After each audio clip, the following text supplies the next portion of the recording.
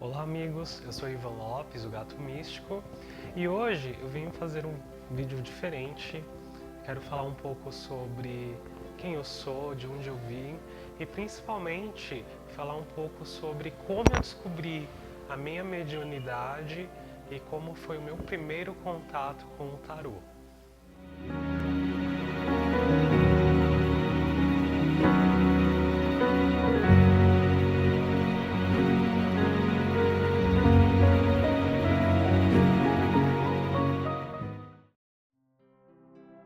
Se você ainda não se inscreveu no canal e gosta de receber todas as mensagens que o tarô mitológico tem para dar com a minha interpretação, é muito simples. Aproveita e clica aqui no gatinho preto e se inscreva. Clicando no sininho você vai receber a notificação de todos os vídeos novos que tenho postado e também as mensagens dos arcanos menores com a minha interpretação e também algumas mensagens como essa que eu vou dar hoje.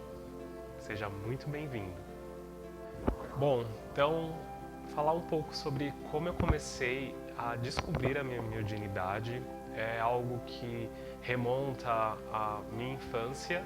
Então, desde muito pequeno eu sempre tive bastante contato com a minha mediunidade, não entendia de forma alguma como que funcionava e o que estava acontecendo, mas ao mesmo tempo eu tive um certo apoio da minha família. Eu acho que isso foi de extrema importância para que eu pudesse desenvolvê-la e começasse a trilhar o meu caminho de uma forma mais consciente também e entender qual é a minha missão aqui nesse mundo.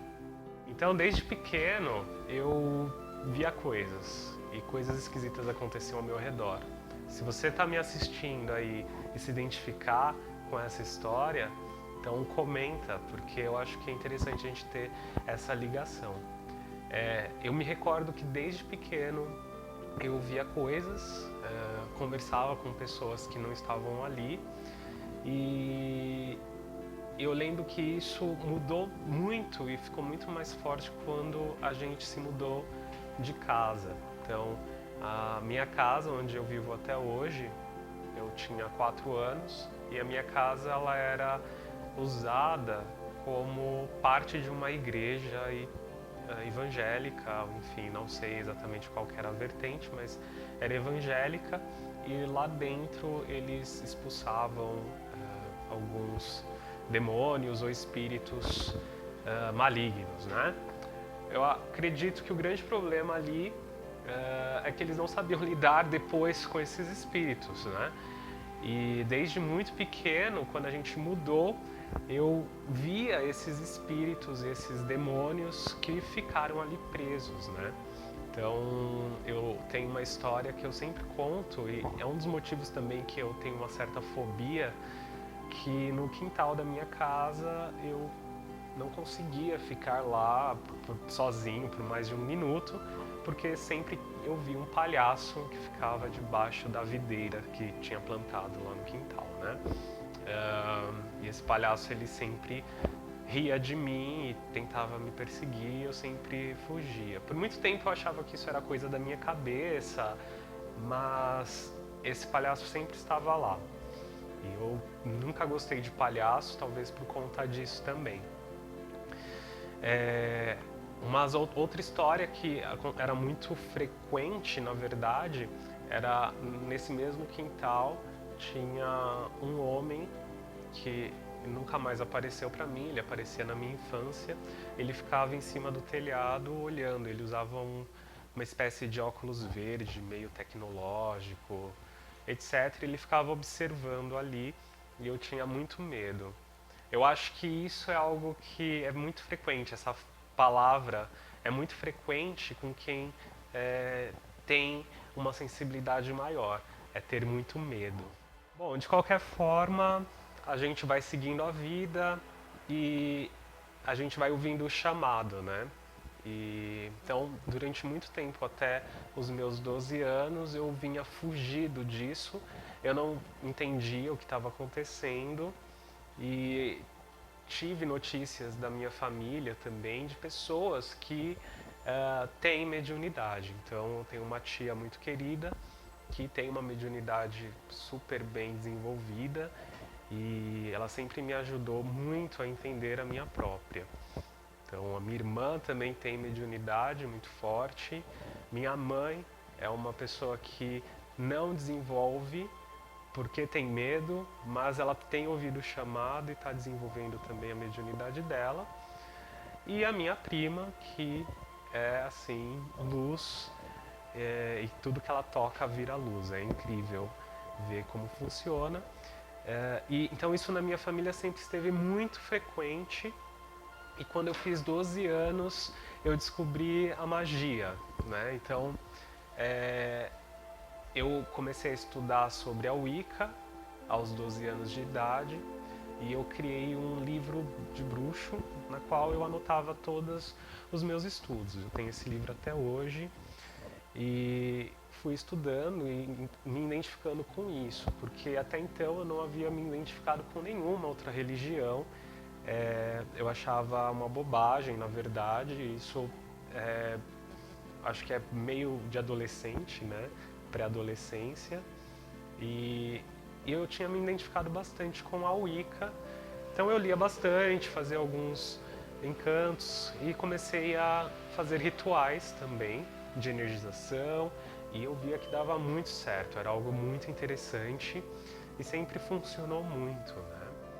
E aí você vai estudando, vai encontrando pessoas que se identificam com você e eu montei um pequeno coven, então aos 14 anos eu tinha esse pequeno coven que a gente se reunia para estudar e praticar alguns rituais. Eu acredito que muitos ali estavam influenciados por filmes e essa ideia era algo muito novo para todo mundo e era algo muito interessante, né? Então a gente se unia e fazia alguns rituais baseados nos aprendizados que a gente tinha por conta própria, né? E nisso a gente fez algumas coisas que não foram muito legais. Isso fez eu me afastar, na verdade, de covens ou de grupos e ficar mais sozinho, estudando por mim mesmo, né? Como uma das leis da Wicca, que é poderosíssima, tudo que você faz vai voltar para você. E isso eu acredito muito e ainda pratico na minha vida. Então, se você fez o bem vai voltar 3 vezes para você. E se você fez o mal vai voltar 3 vezes para você. Eu lembro, alguns dos meus amigos que vão ver esse vídeo vão se lembrar disso. Eu estava na escola e isso era algo que já vinha acontecendo, mas quando eu comecei a ter esse coven, a estudar mais, a praticar, a minha mediunidade ficou muito poderosa, ficou muito forte e eu lembro que tudo que eu falava acontecia de alguma forma e eu meio que colocava a culpa em mim, no sentido de eu causei isso, oh meu Deus, o que vai acontecer comigo? Então tem uma situação que eu estava na escola e uma das meninas acabou brigando comigo e a gente estava numa aula de inglês na escola, a gente estava fazendo uma salada de fruta, algo do tipo, e eu apontei para ela e eu falei assim, você vai rasgar o seu dedo, que seu dedo caia, porque ela apontou o dedo para mim. Alguns minutos depois, acho muito pouco tempo depois, ela cortou o dedo na lata de leite condensado e eu fiquei desesperado, né? Porque isso assusta e as pessoas viram, né? Eu falando isso, todo mundo apontou para mim, falou que me chamou de bruxa, etc. E aqui a gente entra um pouco na questão do preconceito, né? Que eu sempre tive, mas eu nunca me importei, na verdade, né? Então eu estava entendendo o meu caminho e ainda tendo que lutar contra um preconceito. E aí depois disso as pessoas começaram a ficar com medo de mim, né? Porque elas associaram aquilo ao que eu havia dito, né? Na verdade, isso não fui eu que causei, porque, como eu havia dito antes, tudo que você faz volta em 3. Eu nunca cortei o meu dedo desse tipo, ou não perdi meu dedo. Eu acredito que já era a minha parte de evidência mesmo e vendo o que poderia acontecer com a pessoa, né? Que eu acabei utilizando para atendimento no tarô, desenvolvendo isso para atender com o tarô, né? Bom, então o tarô, na verdade, ele entrou na minha vida muito cedo. Eu tinha 9 anos, eu fiz uma viagem com a família até Embu das Artes. E nesse momento uma cigana me parou na rua e falou assim, posso ler a sua mão? Então eu falei, não, eu tinha 9 anos e minha mãe achou meio estranho. E aí eu, enfim, dei minha mão para ela falou assim, você tem um caminho incrível e de luz a ser trilhado. E aí ela pegou de algum lugar, de uma bolsa dela, um pequeno tarô, um pequeno deck de tarô que eu tenho até hoje, e falou assim para minha mãe, faz ele estudar. Bom, essas são as histórias, né, que eu lembro mais ou menos, não sei se foi exatamente assim que aconteceu, mas nunca estudei, na verdade, peguei poucas vezes esse tarô, mas essa ideia sempre ficou na minha cabeça. E aí eu comecei a estudar, eu peguei o tarô de Marsella, um amigo, comecei a ver, estudar, ler algumas coisas, mas sempre que eu tirava tarô para alguém era sempre na intuição e sem muito saber o que realmente a carta significava e sempre batia. Até que eu descobri o tarô mitológico, eu terminei a minha faculdade em História, comecei a dar aula em colégio normal e descobri o tarô mitológico na pós-graduação em mitologia. E esse tarô foi incrível para mim, eu acho que eu super me identifiquei com ele, porque era algo que eu já gostava junto com os mitos e os mitos gregos, né?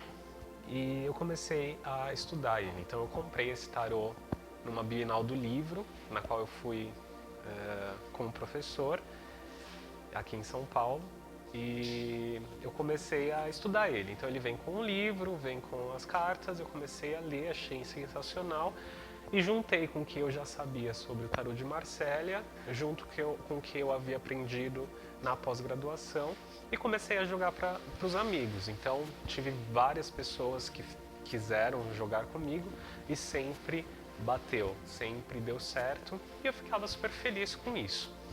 Então, durante muitos anos eu sempre joguei gratuitamente ou, enfim, pedi algum valor do que a pessoa achava que tinha que me dar, porque sempre tem que ter essa troca de energia, né? Então, mesmo na mediunidade, você tem que doá-la, mas a pessoa tem que sempre estar aberta e trazer algo em troca, né? Seja dinheiro, seja um presente, seja energia de volta, seja uma oração. Existe isso também. E aí, nesse meio tempo que eu estava fazendo a pós-graduação, eu descobri a apometria. E a apometria para mim foi maravilhoso, porque eu já tinha parado de mexer com coisas de Wicca, não fazia mais nenhum tipo de ritual, não estudava mais, eu deixei de lado. Assim que eu entrei na minha faculdade de História, eu deixei isso de lado. E a apometria foi um divisor de águas na minha vida, porque ela trouxe tudo de volta, toda a minha mediunidade de volta, e eu pude desenvolver essa característica em mim de uma forma muito rápida e quase indolor, né? Então, a minha busca por desenvolvimento da mediunidade, ela foi uma busca por amor, né? Eu acho que tem duas diferenças. Então, eu conheço médiuns que buscaram desenvolver a mediunidade porque estavam entrando em depressão, né? E muita gente que eu conheço que está em depressão é por conta desse desenrolar de todo um entendimento, de um autoconhecimento também. E eu não, eu consegui desenvolver por amor, né? E por buscar e me entender de uma forma mais completa. E assim que eu descobri a apometria, foi sensacional, eu comecei a desenvolver coisas que eu não tinha. Então, eu via coisas, sonhava com coisas, dizia coisas, mas era claro, mas não tanto. E com a apometria eu comecei a desenvolver tudo isso e era real, né? Na verdade, é real. E com o tempo eu comecei a desenvolver, eu comecei a ouvir, comecei a incorporar em atendimentos e também comecei a entender melhor tudo isso, né? Durante a apometria eu aprendi técnicas da física quântica que consegue trabalhar a energia e buscar a cura do outro, ver vidas passadas, e tive experiências incríveis durante todo esse processo de autoconhecimento dentro da apometria. E descobri a minha mediunidade e tudo que eu havia aprendido, inclusive o meu envolvimento com a Wicca, com a magia, não foi por acaso, né? Então, durante todo esse meu processo, eu descobri quem são alguns dos meus mentores que sempre me acompanham em sessão, sempre estão comigo durante os atendimentos e também sempre estão me protegendo. Então, o primeiro que eu conheci foi um mentor que...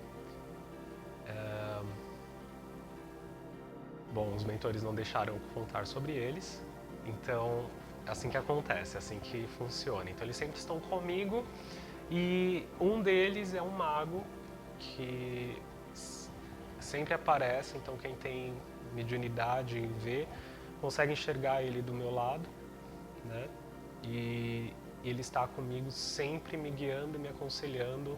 E muitas vezes quando eu tiro a carta do dia ou da semana, por mais que eu tenha conhecimento, tenha um estudo, eu escrevo o que me vem, o que é passado diretamente por esse guia, né?